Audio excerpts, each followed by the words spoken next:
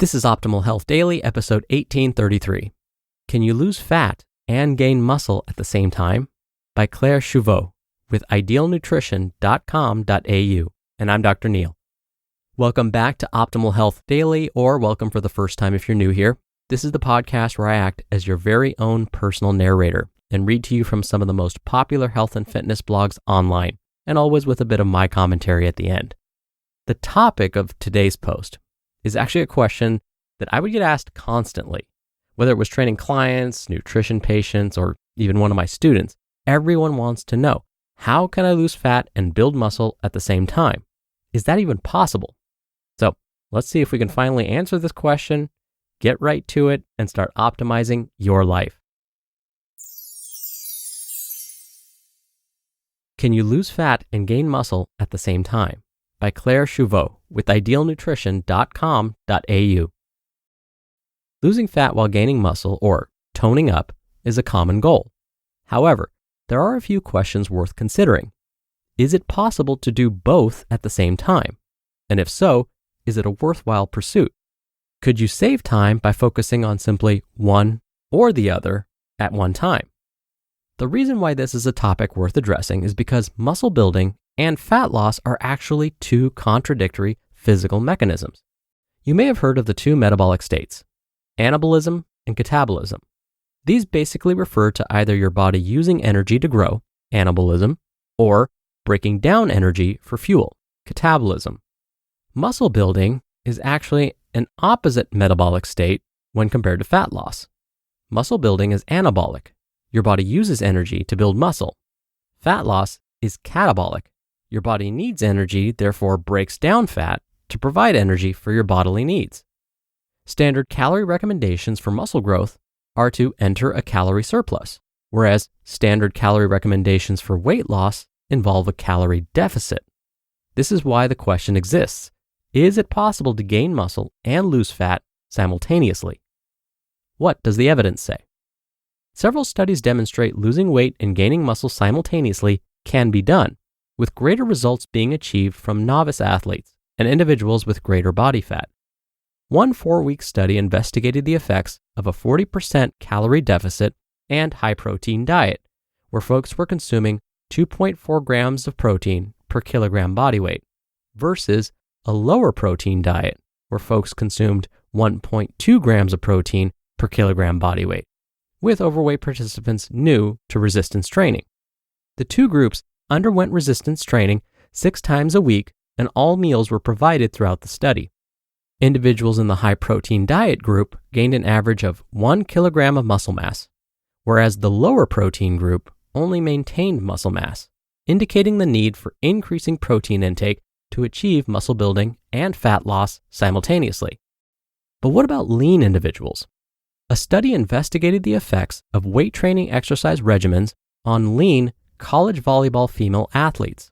After 7 weeks of training 3 times a week, the athletes lost an average of 2.1 kilograms of fat mass and increased 2.7 kilograms of muscle.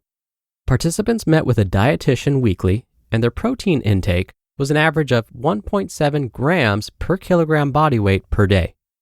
Another similar study compared the effects of 9 months of resistance training on the body composition of female tennis athletes.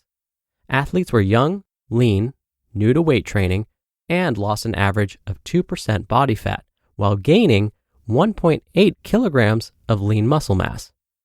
One factor contributing to these results could be the differences in training stimuli. The exercise regimens used in both studies involved squats, deadlifts, and bench pressing, which are different types of training when compared to, say, volleyball and tennis. The athletes were likely training more appropriately for muscle growth than the methods utilized prior to the study. Therefore, muscle gains were more easily achieved than what would be expected of an experienced weightlifter undergoing a similar study. A broader look at the research. A large review on this topic analyzed 57 studies comparing calorie deficits versus maintenance calorie diets in those performing resistance training. The study found energy deficits led to smaller muscle building and strength gains. However, some still gained, and a calorie deficit of 500 calories per day or more typically prevented muscle growth. Is bulking necessary, or can you build muscle well enough in a deficit? There are several factors influencing muscle growth during an energy deficit. Certain muscle-building hormones, such as insulin-like growth factor 1, are anabolic, and when in a calorie deficit, anabolic hormones may not function as efficiently. This may result in less muscle protein synthesis, which is not ideal for optimal muscle building. These hormones have a dose-dependent response to calorie reduction. Basically, the greater the calorie deficit, the greater the loss of function of the hormones and the harder it is to build muscle. There are several advantages a caloric surplus provides that a calorie deficit does not, such as an increase of anabolic muscle-building hormones, meaning faster muscle growth, more energy to train heavier and increase progressive overload for optimal muscle gains. Also, increased glycogen stores to fuel high-intensity workouts, increased mood and cognition, and improved sleep. So, although it is possible, it's far less efficient to build muscle in a deficit. To maximize muscle growth, it makes sense to spend some time in a surplus. How many calories should you eat to gain muscle and lose weight? If you want to pursue both muscle gain and fat loss at the same time, a small deficit makes sense, as calorie deficits up to 500 calories per day are more likely to result in both muscle gain and fat loss compared to larger deficits. You're looking at a deficit window of anywhere from 100 to 500 calories per day. It's important to note that as you lose or gain weight, calorie changes will need to be adjusted accordingly due to metabolic adaptation. Exact calorie requirements all come down to individual circumstances. Weight, activity level, how long you've been training for, and what your goals are all impact finding that sweet spot of consuming enough calories to maximize muscle growth, but also lose body fat. The leaner you are, the harder it is to gain muscle and lose weight. Leaner individuals also tend to lose more lean mass in calorie deficits, so they could benefit from sticking to a lower calorie deficit range, like in the range of 100 to 300 calories per day to optimize muscle growth, whereas those with greater body fat could take advantage of the upper range of recommendations in the 300 to 500 calories per day range. As muscle-building hormones respond to how large calorie deficits are, the smaller the calorie deficit, the more optimal these hormones will respond, allowing for greater muscle growth. Basically, a smaller calorie deficit is going to make it easier for your body to build muscle. However, it will take longer to lose body fat. So if your goals aren't restricted by time, it makes sense to utilize a smaller calorie deficit around the 100 to 300 calories per day range to maximize muscle growth. How much protein should you eat to gain muscle and lose weight? The most important nutritional factor determining muscle gain is a high-protein diet. In a calorie deficit, a range of 2.3 to 3.1 grams of protein per kilogram body weight is optimal for muscle protein synthesis. The upper end should be utilized with larger calorie deficits to maximize muscle retention and increase fat loss. Again, protein requirements for muscle building vary for individuals according to their body weight and how long they've been training. Novice and leaner athletes may benefit from the upper end. Other variables. Diet aside, there are other factors influencing rates of muscle gain while in a calorie deficit. These can include sleep, exercise, hormones, age, gender, body fat, and resistance training experience.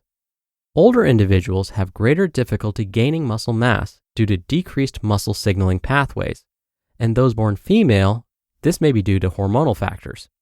Individuals averaging less than the recommended 8 hours of sleep a night find it more difficult to lose body fat due to changes in hunger and stress hormones, as well as decreases in exercise performance. Experienced lifters also have slower rates of muscle growth and fat loss in comparison to their counterparts with less experience. In a nutshell, achieving weight loss and muscle gain simultaneously will be easier to achieve if you're young, new to weight training, have a higher body fat percentage, get adequate sleep, and were born male. The closer you are to your best potential physique, the harder it becomes to do both at the same time. Summary. It is possible to achieve muscle gain and fat loss at the same time, but there's a reason this is not common practice among bodybuilders and within the competitive sports world. It is certainly not the most efficient way of building muscle. However, if you're not looking to maximize muscle growth and would like to achieve these two goals simultaneously, it can be done in a lot of cases. You just listened to the post titled, "Can You Lose Fat and Gain Muscle at the Same Time?" by Clare Choveaux with idealnutrition.com.au. Dr. Neal here for my commentary. So today's author is saying there's a chance. It is possible to gain muscle while losing body fat at the same time. To increase the chances of this actually happening, it seems that a bit of careful planning would be helpful. Now, I usually don't advise people to go into a calorie surplus too often, even if they want to build muscle. This is because it can be a bit too easy to overshoot those calorie goals and gain too much weight. So I appreciated what today's author, Clare, mentioned as far as a modest calorie deficit, between 100 and 500 calories per day, depending on your current body weight and body fat percentage. Now, that may sound like a lot of calories to have to cut back, but let's put it in perspective. We could easily cut over 100 calories by simply skipping a regular soda that we usually have with lunch, or having one scoop of ice cream for dessert instead of two, or having one cookie instead of two. See, cutting back by 100 to 500 calories a day isn't so bad, right? All right, that'll do it for today. I hope you have a great rest of your Tuesday. Thank you so much for listening, and I'll be back here tomorrow as usual. So I'll see you there where your optimal life awaits.